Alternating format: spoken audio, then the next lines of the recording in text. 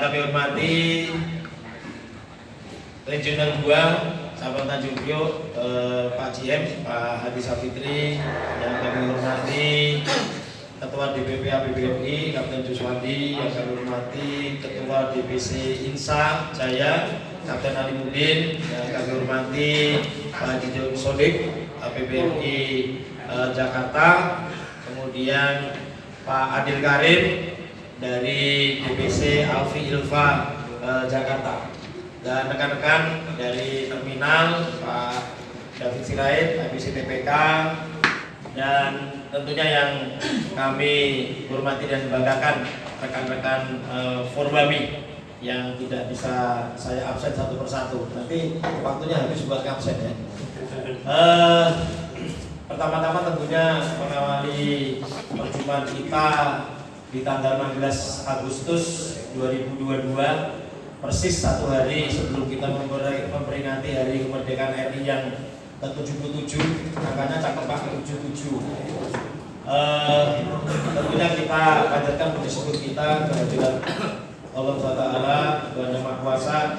Kita diberikan kesehatan, kesempatan, dan kita doakan mudah-mudahan teman-teman kita yang sakit segera diberikan kesembuhan. Amin. Rekan-rekan semua, sebagaimana kita ketahui bahwa negara kita saat ini tidak luput dari kondisi global ekonomi dunia yang memang sedang lesu ya. Ya sebabnya macam-macam lah, mulai dari berakhirnya perang dagang Amerika dan China, kemudian disusul krisis Ukraina dan Rusia, ya, yang itu berdampak banyak sekali. Bahkan juga pimpinan negara kita, Pak Presiden juga sudah mewanti-wanti kita supaya di sektor perekonomian, khususnya pelabuhan dan pelayaran, harus terus bergandengan tangan supaya kita bisa menghadapi krisis ini dengan baik bersama-sama. Pelabuhan Tanjung Priok tentunya sebagai pelabuhan terbesar yang merupakan gate in dan out, ekspor impor, dan sekaligus sebagai hub untuk pelabuhan-pelabuhan di Indonesia Timur, karena kita juga memiliki domestik yang sangat signifikan kontribusinya untuk distribusi barang nasional. Tentunya rekan-rekan sudah membaca beberapa waktu yang lalu tentang adanya wacana penyesuaian tarif, khususnya untuk tarif bongkar muat peti kemas domestik. Nah, ini memang menjadi suatu tantangan bagi kita rekan-rekan semua, bahwa di tengah kondisi ekonomi yang seperti ini, bagaimana kita tetap bisa survive, mempertahankan pelabuhan Tanjung Priok, sehingga juga biaya logistik tetap terkendali, tetapi juga para pelaku khususnya perusahaan bongkar muat, kemudian juga terminal, juga badan usaha pelabuhan dalam hal ini Pelindo, ini bisa terus mengawal ya, terus mengawal kegiatan ini tidak terhenti karena kondisi tersebut. Memang sebagian besar setelah kita identifikasi ya permasalahannya, ini memang ada 5 yang memang harus kita cover di sini. Yang pertama adalah karena inflasi. Sebagaimana kita ketahui, inflasi rata-rata dari 2016 sampai 2021 itu sebesar 19,46%, dan itu memang mengakibatkan biaya-biaya yang memang digunakan untuk produksi pengelolaan terminal itu pasti nambah. Kan? BPN tapi terpengaruh dalam hal ini di sini. Ya. Kenapa saya ambil datanya 2016-2021? Jadi berdasarkan kajian konsultan maupun data-data dari rekan-rekan terminal yang mengelola pelayanan domestik, itu memang kondisi inflasi ini sangat mempengaruhi. Kemudian yang kedua adalah BBM. Beberapa waktu yang lalu kita sudah sedikit digoyang dengan surcas ya, isu surcas yang akhirnya kita juga umumkan secara terbuka, secara transparan. Kita tidak ingin sembunyi-sembunyi di depan publik bahwa itu memang kenyataannya. Bahkan airline pun juga sudah menyesuaikan tiketnya. Nah, baru kemarin kita lakukan surcas.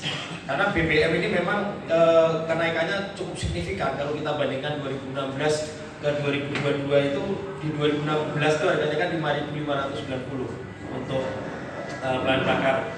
Kemudian di 2022 itu sudah mencapai 12.550. Kemudian kalau kita lihat juga dari nilai tukar atau kurs dolar dari 2016 sampai 2022 ini kenaikannya sebesar 9%. Sebagai perbandingan pada 2018 itu pernah mencapai 14.409.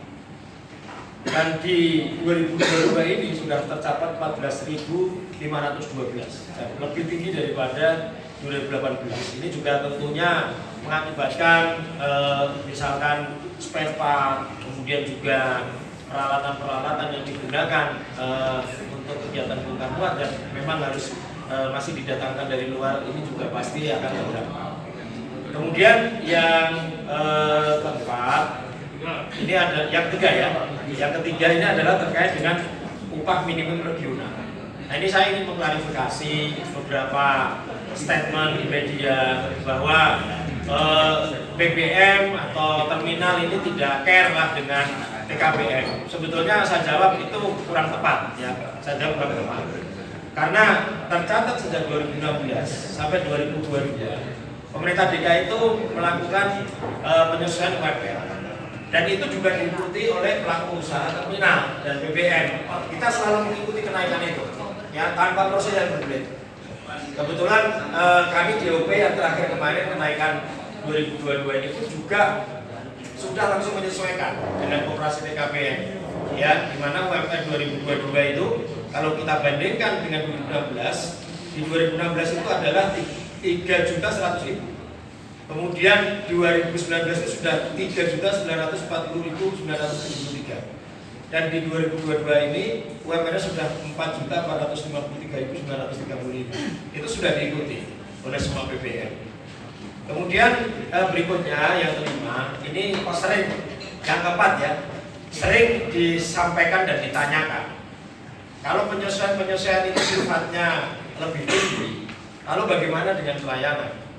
Kami di Otoritas Pelabuhan Utama itu sudah hampir 3 tahun terakhir ini kami selalu melakukan evaluasi berdasarkan standar kinerja terminal, terutama adalah box crane hours. Jadi berapa box yang diangkut dengan crane. Dan kita memang juga mencatat bahwa dibandingkan 2016-2022 itu total peralatan yang dimiliki oleh BBM yang khususnya ada di domestik yang terdiri dari VCC, kemudian HMC, RTG, RTG, C, RMGC, kemudian RS atau stacker ya, SL dan truk itu dari jumlahnya 46 unit sekarang sudah 140 unit ya. Dicatat baik-baik dari 46 unit di 2016 sekarang di 2022 itu sudah 140 unit. Jadi kalau kita ditanyakan apa layanan yang ditingkatkan, ya otomatis kita pasti yang pertama adalah dari sisi perawatan bongkar muat. Karena tarif ini kan sudah mengcover 3 kegiatan ya, harus kita sepakati ya. Di sana ada stevedoring, cargo dealing, delivery, receiving. Nah itu sampai di situ kegiatannya. Nah kemudian saya ingin tunjukkan bahwa BCH atau box crane hour yang selama ini kita kita monitor ya, itu saat ini ya sudah mencapai kurang lebih sekitar rata-rata adalah 17,5, hampir 18 katakan ya, dibandingkan dengan tahun ini, dibandingkan dengan tahun 2017 ya, 2017 itu BCA-nya masih kurang lebih masih sekitar 16 ya. Jadi sudah nambah 2 per ininya ya. Dan satu lagi yang harus kami sampaikan, bahwa kita menuju digitalisasi Tanjung Priok. Investasi sudah digelontorkan oleh PUB, tentunya dukungan juga dari terminal-terminal.